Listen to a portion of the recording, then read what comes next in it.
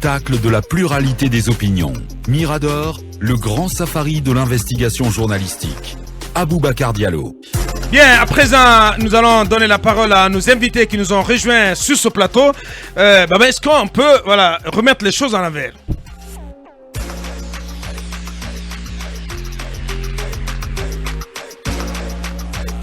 FIM FM. La force est vue lors des épreuves. La puissance est définie après la lutte contre les épreuves. Pas telle persévérance d'Ouria. FIM FM. FIM FM, de l'info non-stop. FIM FM, de l'info non-stop. FIM FM. FIM FM. FIM FM. FIM FM. Pour que rien ne vous échappe dans le monde.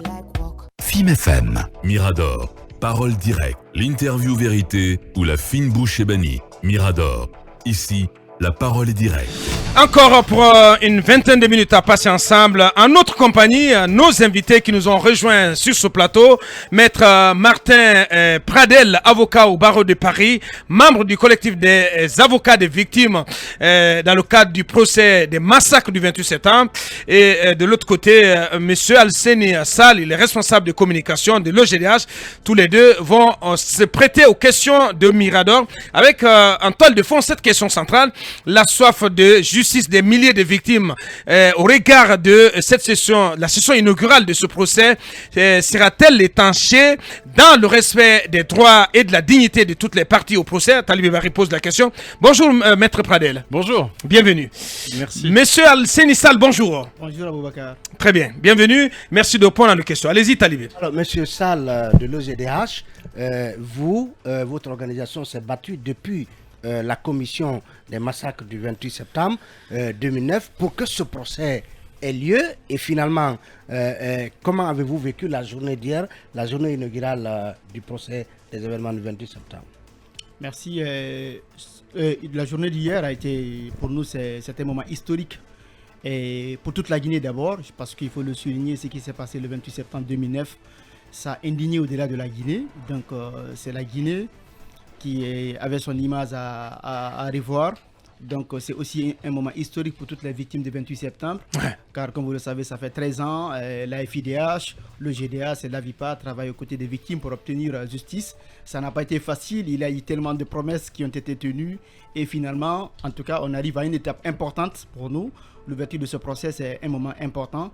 Et nous espérons quand même que les choses vont aller normalement et que le procès ira jusqu'au bout. Cette session inaugurale que vous avez suivie, éventuellement à laquelle vous avez participé, augure-t-elle de la tenue d'un procès qu'on va espérer équitable pour, en tout cas, étancher la soif de justice des victimes que vous défendez dans ce dossier? Écoutez, hier, le message était clair. Quel est votre espoir? Écoutez, le message était clair hier, que ce soit par la Cour pénale internationale, le ministre de la Justice, rapprochez-vous du micro, mais aussi la représentante des Nations Unies sur les violences sexuelles. Tout le monde était là pour dire qu'il faut que la justice, il faut que l'État guinéen assume ses responsabilités en matière de justice.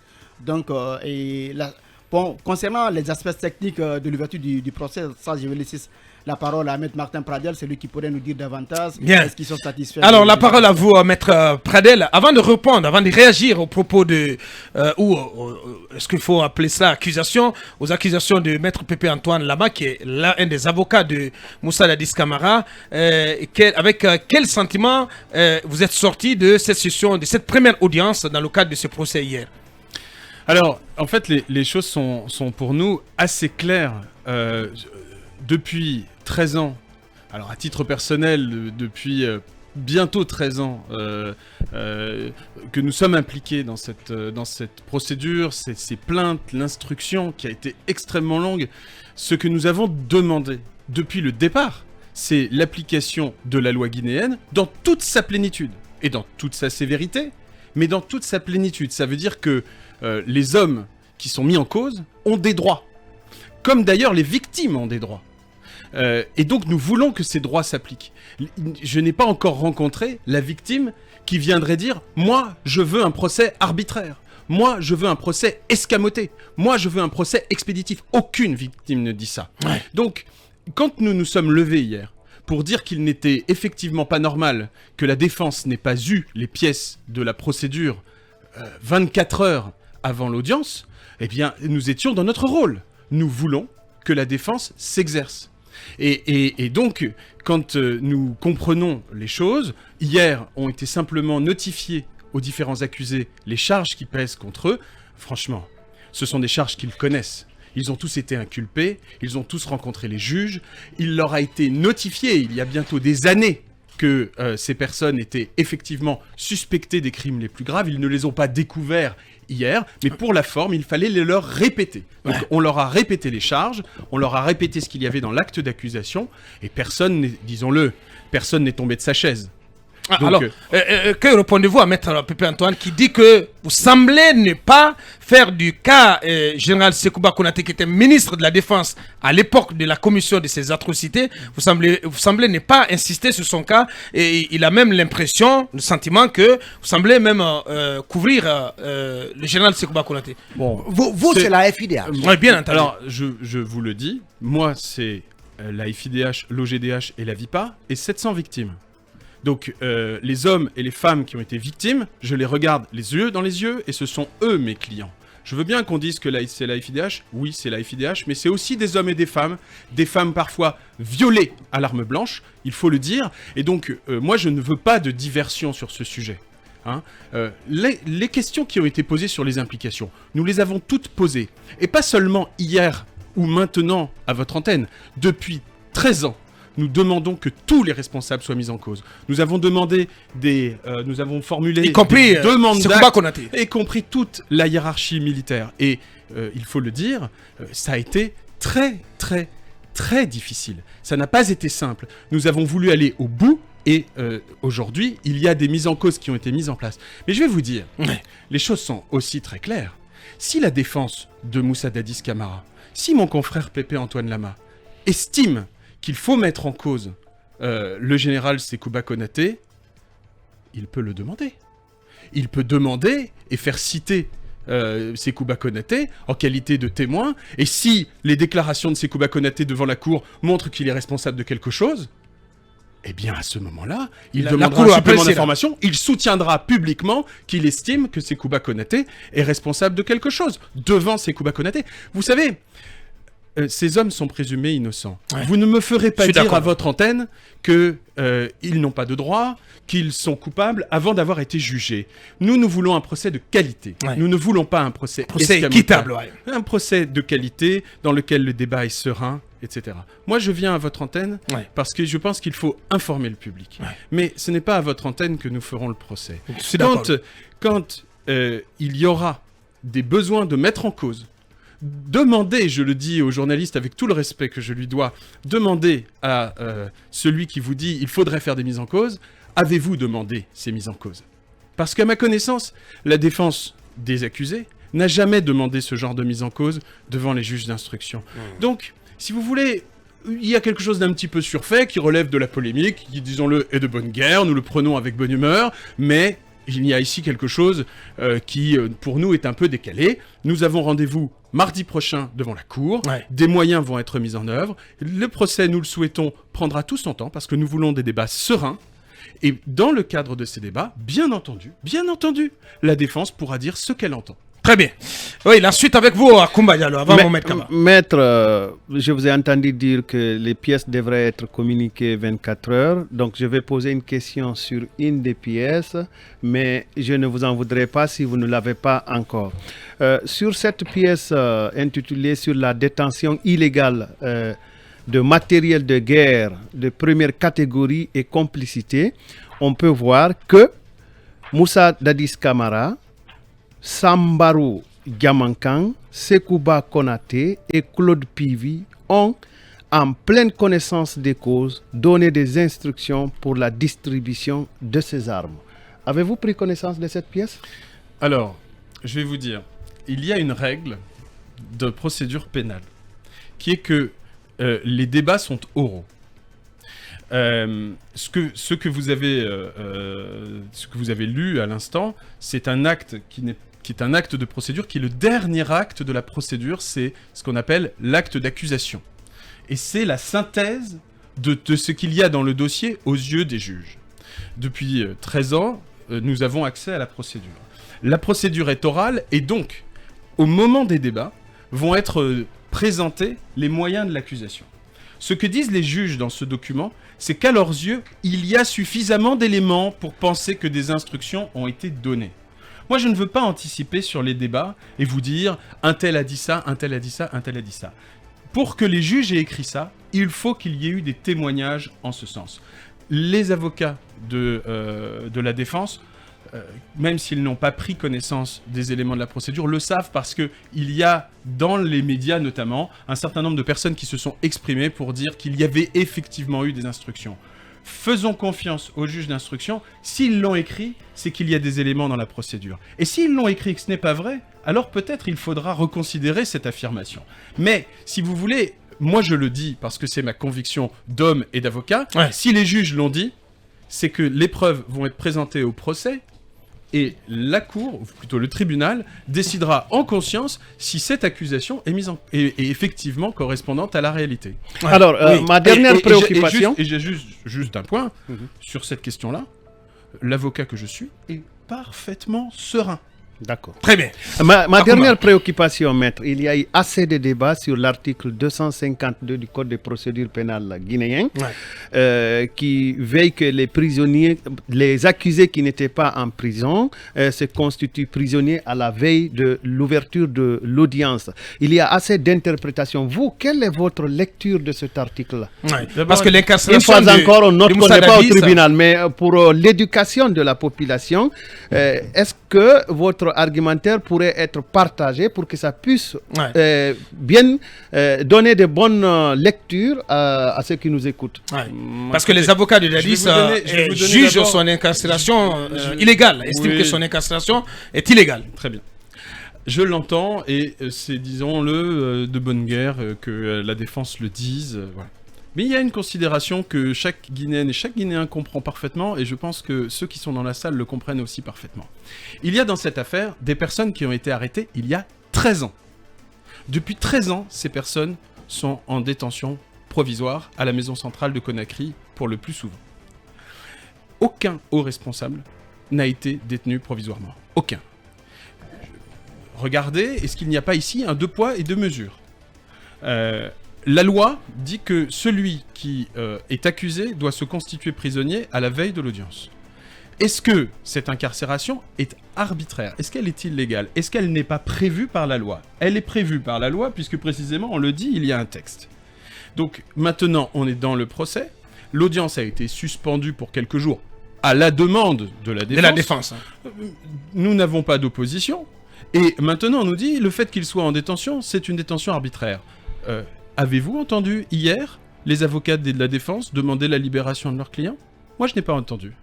Et aucune demande n'a été formulée en ce sens. Dans ce sens. Donc, la détention arbitraire, je vous dis, la détention, elle est parfaitement prévue par la loi. Elle n'a rien d'arbitraire, elle n'a rien d'illégal. On est ici dans un cadre procédural. Si les accusés estiment qu'ils doivent être libérés, sachant qu'il y a quand même des accusés qui ne se sont pas présentés au procès, hein. Tel que. Attendez. Il y en a qui sont... Voilà, M. Diamankan ne s'est pas présenté au procès. Donc c'est le seul. Il y a Alpha Amadou Baldé aussi. Toto aussi qui est décédé. Toto est décédé, son âme, mais c'est-à-dire qu'on ne va pas lui reprocher de ne pas s'être présenté. Mais quelle explication vous a-t-on donné pour justifier leur absence? Les deux absences que vous signalez là. Vous voyez bien que comme ils sont absents, ils n'expliquent pas leur absence. Non, donc, vous. Mais moi, vous avez dit poser des questions personne. Mais moi, je ne pose pas de questions. Je constate qu'il y a des hommes qui ont estimé que leur intérêt, c'était de ne pas venir à ce procès. Hier, on a vu que on n'a pas entendu la position de ces hommes, et on voit que dans l'acte d'accusation, il y a des éléments qui sont suffisamment sérieux pour justifier leur renvoi devant une juridiction de jugement sur des faits dans lesquels, disons-le, ils risquent la réclusion criminelle à perpétuité. Très bien. On est à 3 minutes de la fin de cet entretien. Allez-y, Maître, parlant toujours de ces accusés, les avocats de la défense estiment qu'ils ont été déposé à la maison centrale à travers juste un simple courrier et non un mandat de dépôt qui a été décerné par le juge d'instruction. Est-ce que là-bas la procédure n'est pas biaisée? L'autre question, est-ce qu'il faut s'attendre à la comparution des acteurs politiques aussi en tant que partie civile, ceux qui ont appelé à la manifestation du 28 septembre 2009, est-ce qu'il faut s'attendre à leur comparution dans les jours qui suivent? Deux questions. Bon, moi je suis pas Et là. troisième question subsidiaire, pourquoi ne pas accorder un privilège au capitaine Dadis qui est un ancien chef d'État quand même? Vous voulez un privilège pour le moi je Vu son statut. Moi Sous-entendu, comme le disait un de ses avocats, Maître Pépé, peut-être Attendez, on est quand même dans une affaire où on parle de meurtre, on parle de viol, et voilà, on est en train de parler du privilège de l'homme qui a pris le pouvoir par la force et dans le cadre de cet exercice a commis les faits dont on parle. Pas commis. Mais ses avocats disent... Les faits dont il est accusé. Voilà, justement, voilà. En tout cas, il en est accusé, il est certes présumé innocent, mais en tout cas, il doit en répondre. Donc bon, moi, l'idée que cet homme puisse bénéficier d'un traitement spécial c'est-à-dire qu'il soit incarcéré ailleurs qu'à la maison centrale. Moi, je pense que c'est un citoyen comme les autres. Injusticiable. Pour moi, c'est injusticiable. Si la loi guinéenne permet qu'il ait un aménagement particulier, pourquoi pas? Mais je suggère que ça se passe dans le cadre de la loi et certainement pas dans le cadre de petits arrangements. Ouais. Et sur le cas des leaders ayant appelé à une manifestation interdite ce jour du 28 septembre 2009. C'est un débat. Pensez qu'ils doivent répondre, ils doivent venir dans l'opinion comme témoins. Beaucoup, les organisateurs ont une part de responsabilité. Moi, j'ai pas encore vu l'acte par lequel cette manifestation aurait été interdite. Parce que vous savez, en Guinée comme ailleurs, il y a une liberté de rassemblement et de manifestation. Et pour qu'une telle manifestation soit interdite, il faudrait qu'il y ait un acte d'interdiction. Je n'ai pas encore vu cet acte d'interdiction.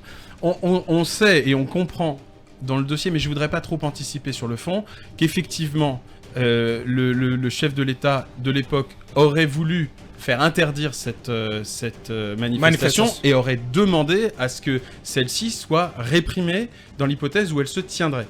Ce qui d'ailleurs conduit, je pense, au terme de cette ordonnance de renvoi devant la juridiction de jugement. Donc ça va être un élément du débat. Peut-être dira-t-il, je n'ai jamais interdit cette manifestation, pourquoi l'interdire, puisque... Peut-être dira-t-il, elle était interdite et donc elle méritait d'être réprimée, mais peut-être pas comme ça. Je ne sais pas. Si vous voulez, ça, c'est les débats qui le diront. Arsène Sall, peut-être pour le mot de la fin. J'ai appris que Samankan aussi est décédé. Oh là là. Vrai ou faux, je ne sais pas, mais c'est à vérifier. Bien, le mot de la fin pour un activiste des droits de l'homme que vous êtes partenaire local de la FIDH. Merci d'abord pour l'invitation. Approchez-vous du micro. Merci vraiment pour l'invitation. Comme on l'a dit, hier, c'est une étape qui a été franchie. On n'a pas encore, en tout cas, tout ce que nous voulons, mais ça va dans le bon sens pour le moment. Donc, nous espérons que nos avocats travailleront et on va continuer auprès des victimes pour obtenir la justice pour les victimes. Très bien. Et comment ces victimes sont protégées aujourd'hui? On nous parle de leur protection. Il y a une loi qui a été votée. Oui, mais le procès a démarré. Est-ce que le dispositif est en place? Une loi a été votée. Oui. Monsieur Kaba, on ne peut pas vous dévoiler ici quand même notre dispositif de sécurité pour les victimes. Non, je voulais juste confirmer. Bien. Non, il y a un dispositif pour en terminer. Non, moi je vais vous dire, c'est la première fois dans l'histoire de la Guinée qu'un procès de cette ampleur se tient sur un crime de masse. Ouais. C'est très important que ce procès aille à son terme. Ce qui est important au jour où ce procès s'ouvre, c'est que enfin pour des victimes en Guinée, et Dieu sait si la Guinée est un pays dans lequel il y a des victimes de répression terrible, pour la première fois, un espoir est autorisé à ces victimes. Et ça c'est très important, il faut le noter, il faut le saluer, quel que soit le bord dans lequel on est, il est important que l'impunité recule, que l'état de droit progresse et que la justice fasse son travail, nous le souhaitons, dans la sérénité et le respect des règles. Bien dit. Martin Pradel, avocat au barreau de Paris, voilà. Avocat au barreau de Paris et des avocats du collectif des victimes dans le cadre du procès des massacres du 28 septembre 2009. Grand merci à vous également, Arsène Sall. Merci, M. Pradel. Merci à tous les deux d'avoir répondu à notre invitation. C'en est terminé pour aujourd'hui. Demain, vous serez en compagnie de Mamadou Ouri Diallo et toute sa team pour la suite des débats. Merci de l'attention derrière nous, d'intégrer avec Ousmane Tolo et toute sa team. Au revoir. Vous avez suivi l'émission Mirador. La grande messe de l'investigation journalistique, la plus grande tribune politique de la Guinée. Avec Aboubacar Diallo, Talibé Bari, Mamadou Ouri Diallo, Akoumba Diallo, Kabiné Fofana, Mohamed Kaba. Ibrahima Lincoln Souma, Mamadou Diambaldé.